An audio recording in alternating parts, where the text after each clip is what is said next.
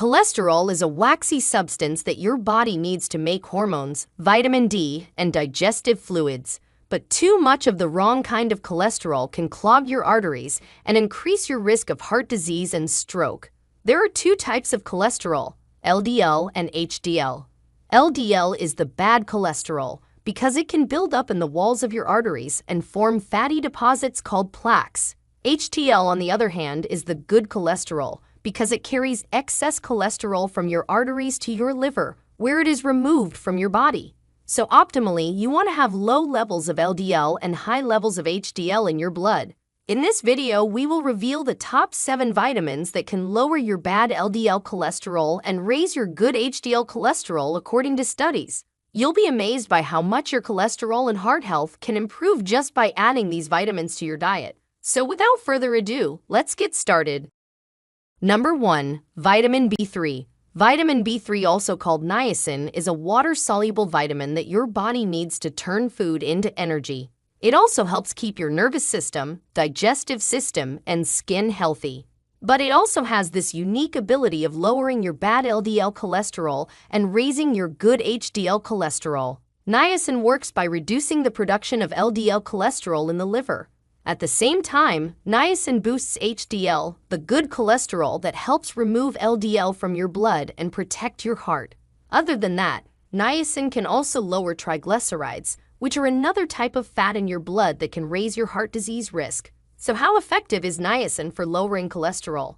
Well, studies have shown that niacin can lower LDL by up to 25%, raise HDL by more than 30%, and lower triglycerides by 25%. That's impressive, considering that most cholesterol-lowering drugs only affect 1 or 2 of these factors. You can get niacin from foods like meat, fish, poultry, eggs, dairy products, nuts, seeds, and grains. You can also take niacin as a supplement, either over the counter or by prescription, but only under the supervision of your doctor, as niacin can cause side effects like flushing, itching, nausea, liver damage, and more if you take too much or if you have certain medical conditions or medications. Number 2. Phytosterols. Phytosterols are plant compounds that have a similar structure to cholesterol. They can compete with cholesterol for absorption in your intestines and block some of it from entering your bloodstream. So when you eat foods with phytosterols, some of the cholesterol gets removed as waste. This can lower your LDL cholesterol and total cholesterol levels by up to 10%. Phytosterols may also have anti-inflammatory and antioxidant effects that can protect your blood vessels from damage. They are not only good for lowering your cholesterol levels, but some studies also suggest that phytosterols can help prevent obesity, diabetes, and cancer. They do this by regulating your immune system and reducing inflammation. You can get phytosterols from foods like almonds, walnuts, flax seeds, and broccoli. However, the amount of phytosterols in these foods is usually too low to have a significant impact on your cholesterol levels.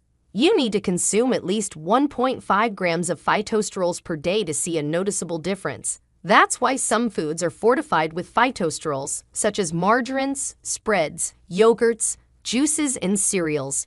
You can also take phytosterol supplements in the form of capsules or tablets. Number 3. CoQ10. CoQ10 is a substance that your body produces naturally, and it's involved in energy production and antioxidant protection. But what does CoQ10 have to do with cholesterol? Well, CoQ10 may help lower your LDL cholesterol and increase your HDL cholesterol by several mechanisms. First, CoQ10 may improve your energy production and metabolism, which can help you burn more fat and reduce the amount of cholesterol that is made or absorbed by your body. Second, CoQ10 may protect your LDL cholesterol from oxidation, which makes it more likely to stick to your artery walls and form plaque. Third, CoQ10 may enhance the function of other antioxidants, such as vitamin E and glutathione, which can also prevent inflammation and oxidation of bad LDL cholesterol in your arteries. Finally, CoQ10 may stimulate the production of nitric oxide, which is a molecule that relaxes your blood vessels and improves blood flow. One study found that taking 100 milligrams of CoQ10 daily for 8 weeks lowered LDL cholesterol by 9% and increased HDL cholesterol by 8% in people with coronary artery disease. Another study found that taking 60 milligrams of CoQ10 twice daily for 4 weeks reduced LDL cholesterol by 25% and increased HDL cholesterol by 4% in people who took statins. So how can you get more CoQ10 in your diet? Well, CoQ10 is found in small amounts in some foods such as meat, fish, nuts, and organ meats. However, the amount of CoQ10 that you can get from these foods is not enough to significantly increase the levels of CoQ10 in your body. Therefore, if you want to boost your CoQ10 levels, you may need to take a supplement. Before we continue, if you have been enjoying the video so far, hit the like button and don't forget to subscribe and hit the bell icon so you don't miss more videos like this. Number 4. Psyllium. Psyllium is a type of soluble fiber, which means that it dissolves in water and forms a gel-like substance in your digestive tract. This gel can bind to bile acids and cholesterol in your small intestine and prevent them from being absorbed into your bloodstream. Instead, they are eliminated from your body through bowel movements. By lowering the amount of cholesterol and bile acids in your blood, psyllium can help reduce your total cholesterol and bad LDL cholesterol levels. For example, a study found that people with high cholesterol who took 5.1 grams of psyllium twice a day for 6 weeks lowered their total cholesterol by 8.9% and their LDL cholesterol by 13%. These results suggest that psyllium can be a useful addition to your cholesterol management plan, especially if you combine it with other lifestyle changes such as eating a healthy diet, exercising regularly, and quitting smoking. The optimal dose of psyllium for lowering cholesterol is not clear, but most studies use doses between 3 grams and 10 grams per day. Psyllium supplements are generally safe and well tolerated by most people. However, some people may experience mild side effects such as bloating, gas, diarrhea, nausea, or abdominal pain. These side effects usually go away after a few days of taking psyllium or by reducing the dose. Number 5. Vitamin D. Vitamin D is a fat-soluble vitamin that your body produces when your skin is exposed to sunlight. Vitamin D helps your body absorb calcium, which is essential for strong bones and teeth.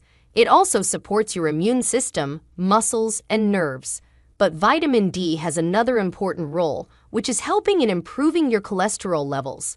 Some studies have found that people with lower vitamin D levels are more likely to have high LDL cholesterol and low HDL cholesterol.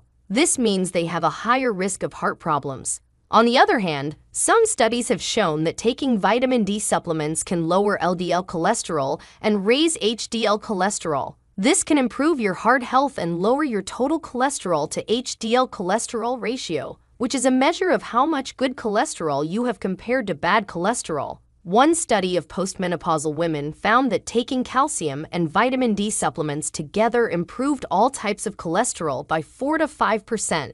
So how much vitamin D do you need? The recommended daily intake of vitamin D for adults is 600 international units. However, some people may need more or less depending on their age, skin color, and sun exposure. Number 6. Aged garlic extract.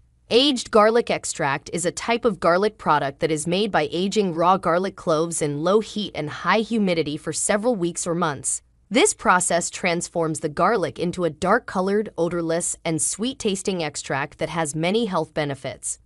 One of the main benefits of aged garlic extract is that it contains high amounts of allicin, which is a sulfur-based compound that gives garlic its distinctive smell and its medicinal properties. Several studies have investigated the effects of aged garlic extract on cholesterol levels in humans.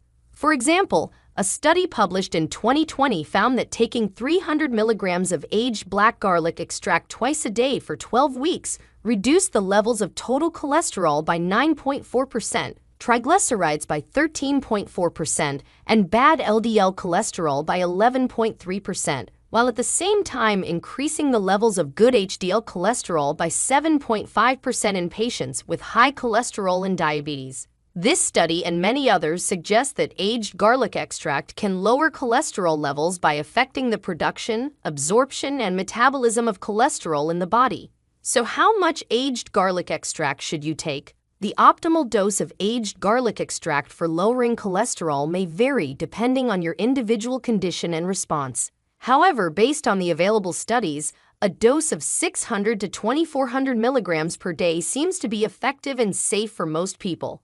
Also, aged garlic extract is generally well tolerated and has no major side effects. However, some people may experience mild gastrointestinal symptoms such as nausea, bloating, gas, or diarrhea, especially if they take high doses or are sensitive to garlic.